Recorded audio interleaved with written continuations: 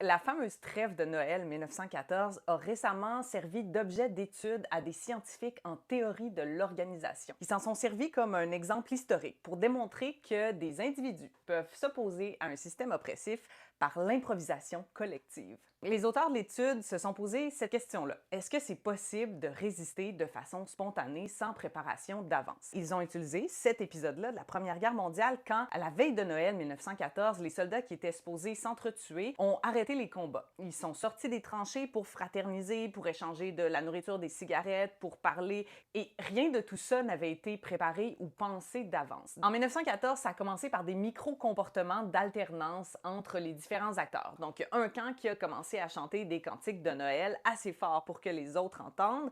C'est peut-être une diversion vu la sale coup, non?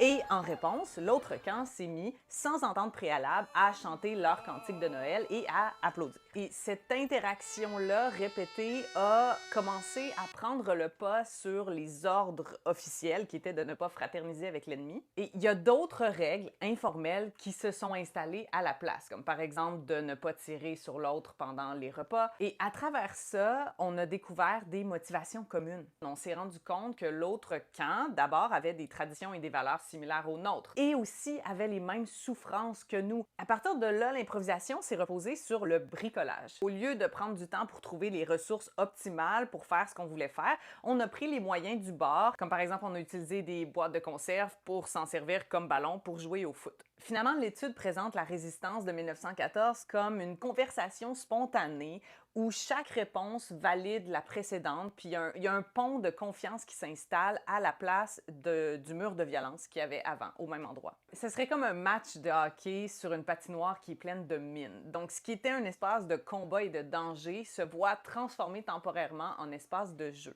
Et dans ce cas-là, les règles de la guerre seraient suspendues tant et aussi longtemps que la POC reste en mouvement. Pourquoi c'est important pour nous aujourd'hui? C'est parce que la théorie de l'organisation, c'est une discipline qui étudie la coordination, la communication, les rapports de force dans les groupes d'humains. C'est un petit peu de l'économie, un petit peu de la socio, de l'anthropologie, de la science politique, il y a même des mathématiques. En comprenant comment les soldats ont réussi à interrompre la guerre, au moins temporairement en 1914, on peut apprendre comment les travailleurs et les travailleuses aujourd'hui peuvent suspendre les règles formelles, parfois injustes, dans leur propre environnement, au profit de l'humanité et de la collaboration spontanée.